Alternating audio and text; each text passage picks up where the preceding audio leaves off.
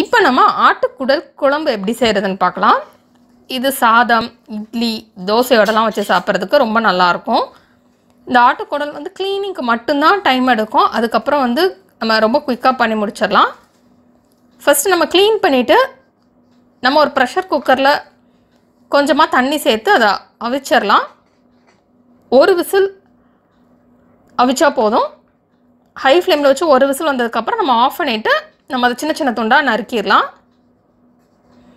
Next ஒரு கடாய் எடுத்துகிட்டு அதில் தேவையான அளவு எண்ணெய் சேர்த்துட்டு கொஞ்சமாக இஞ்சி சேர்த்துக்கலாம். நெக்ஸ்ட் இதில் 10 பல் பூண்டு சேர்த்துடலாம். சேர்த்துட்டு இதை லோ ஃப்ளேமில் வச்சு நம்ம இதை ஃப்ரை பண்ணிக்கலாம்.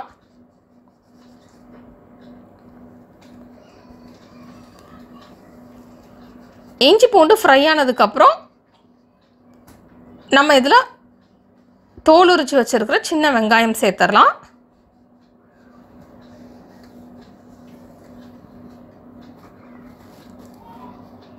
கால் கிலோ சின்ன வெங்காயம் சேர்த்துக்கலாம்.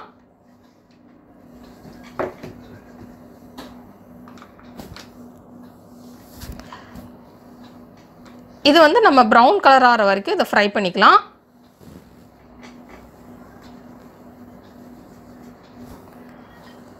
இப்போ இது ப்ரௌன் கலராக சேஞ்ச் ஆயிடுச்சு.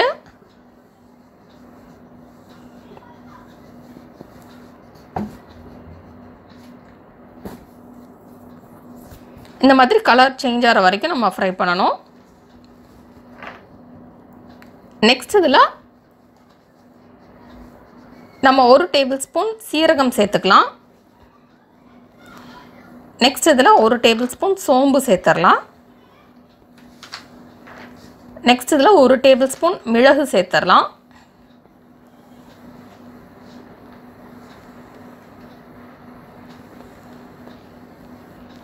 சேர்த்துட்டு இதை வந்து திருப்பி நம்ம ஃப்ரை பண்ணிடலாம். லோ ஃப்ளேமில் வச்சு நம்ம இதை ஃப்ரை பண்ணிடலாம்.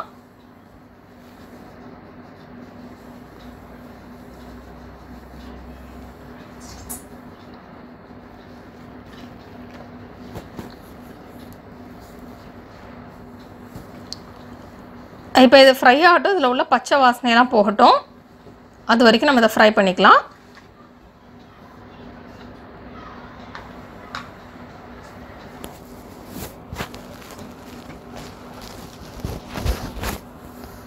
நெக்ஸ்ட் இதில் மல்லித்தூள் சேர்த்துடலாம்.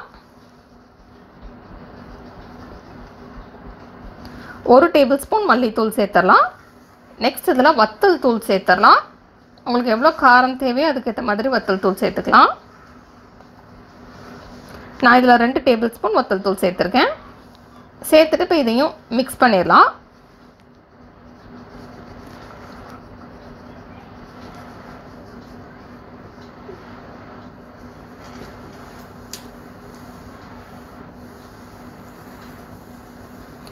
இப்போ நம்ம ஃப்ளேம் ஆஃப் பண்ணிவிட்டு இதை ஆற விட்டுறலாம். இது ஆறுனதுக்கப்புறம் இதை ஒரு பேஸ்ட்டாக அரைச்சிக்கலாம். நெக்ஸ்ட்டு நம்ம ஒரு கடாய் எடுத்துக்கலாம். எடுத்துகிட்டு அதில் 3 இல்லைனா 4 டேபிள் ஸ்பூன் எண்ணெய் சேர்த்துக்கிடலாம்.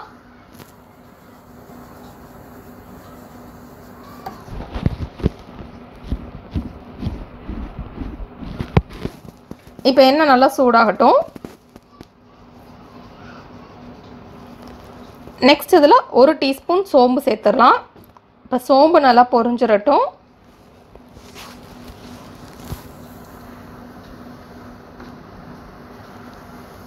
இப்போ சோம்பு பொரிஞ்சிடுச்சு. நெக்ஸ்ட் இதில் கொஞ்சமாக கருவேப்பிலை சேர்த்துக்கலாம்.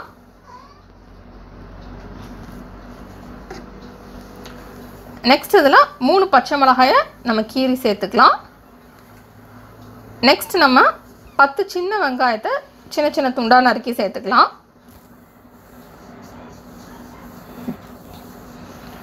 சேர்த்துட்டு வெங்காயம் ப்ரௌன் கலர் ஆகட்டும். அது வரைக்கும் நம்ம இதை ஃப்ரை பண்ணிக்கலாம்.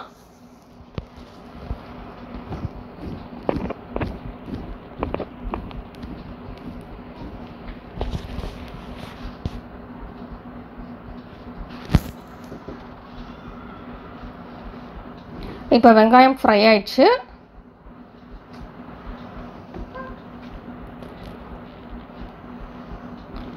நெக்ஸ்ட் இதில் சின்ன சின்ன துண்டாக நறுக்கி வச்சுருக்கிற தக்காளி சேர்த்துக்கலாம்.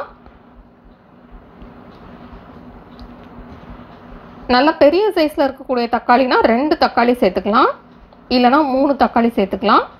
மீடியம் சைஸில் இருந்தால் 3 சேர்க்கணும். நல்லா பழுத்திருக்கிற தக்காளியை சேர்த்துக்கலாம். இப்போ இதில் நம்ம டிஷ்ஷுக்கு தேவையான அளவு உப்பு சேர்த்துடலாம்.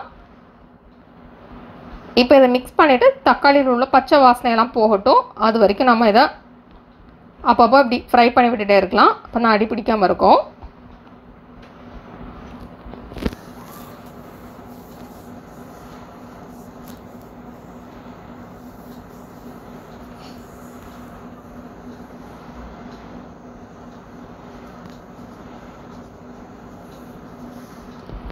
இப்போ தக்காளி குக் ஆகிடுச்சு. தக்காளியில் உள்ள பச்சை வாசனையெல்லாம் போயிடுச்சு. இப்போ இதில் 1/2 டீஸ்பூன் மஞ்சள் தூள் சேர்த்துடலாம்.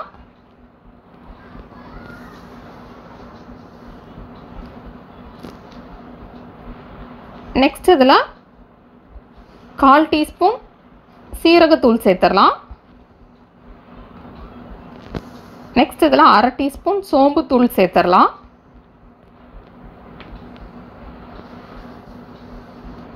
சேர்த்துட்டு இதை மிக்ஸ் பண்ணிடலாம்.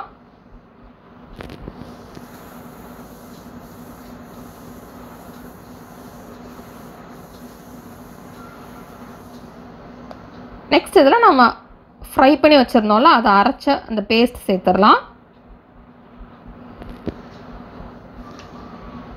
அதை நல்லா தண்ணி விட்டு ஒரு பேஸ்ட்டாக அரைச்சி எடுத்து வச்சுக்கலாம். இப்போ அதை நம்ம உள்ளே சேர்த்துடலாம். சேர்த்துட்டு அதை அப்படியே மிக்ஸ் பண்ணிடலாம்.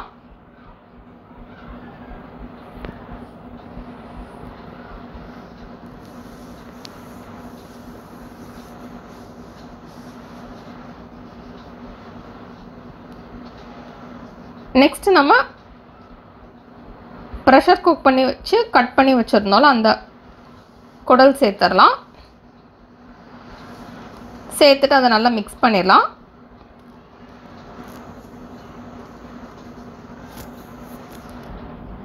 நம்ம ப்ரெஷர் குக் பண்ணிட்டோம் அப்படின்னா நமக்கு வந்து கட் பண்ண ஈஸியாக இருக்கும்.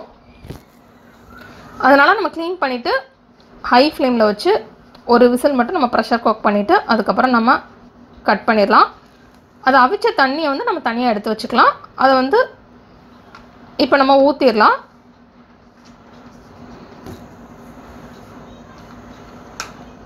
இப்போ இந்த குடல் வந்து நல்ல மசாலாவோட மிக்ஸ் ஆகட்டும்.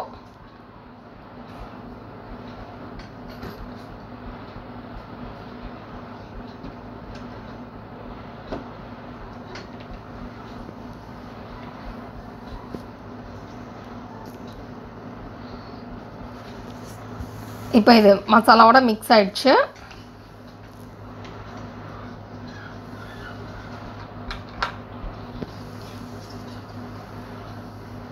நெக்ஸ்ட் இதில் நம்ம ப்ரெஷர் குக் பண்ணி எடுத்து வச்சுருந்த அந்த தண்ணி, அதுக்கப்புறம் தேவையான அளவு தண்ணி சேர்த்து கொதிக்க விட்டுறலாம்.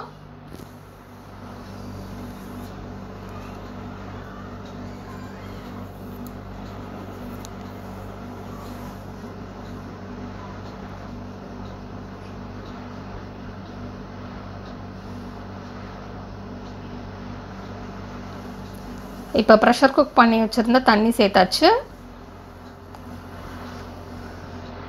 இதுவே உங்களுக்கு போதும் அப்படின்னா நீங்கள் தண்ணி சேர்க்க தேவையில்லை, இல்லைன்னா தேவையான அளவு தண்ணி சேர்த்துக்கலாம். தண்ணி சேர்த்துட்டு இதை கொதிக்க விட்டுலாம். இதில் வந்து நான் ப்ரெஷர் குக் பண்ணுறப்போ கொஞ்சம் அதிகமாக தண்ணி சேர்த்ததுனால நான் தண்ணி சேர்க்கலை. இதை அப்படியே நான் கொதிக்க விட போகிறேன்.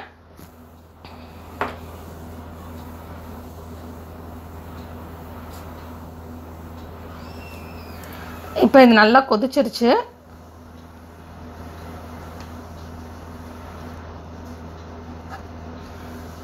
இப்போ நம்ம ஸ்டவ் ஆஃப் பண்ணிவிட்டு சின்ன சின்ன துண்டாக நறுக்கி வச்சுருக்கிறோம் மல்லி இலை சேர்த்து மிக்ஸ் பண்ணிடலாம். இப்போ நமக்கு சுவையான குடல் குழம்பு ரெடி.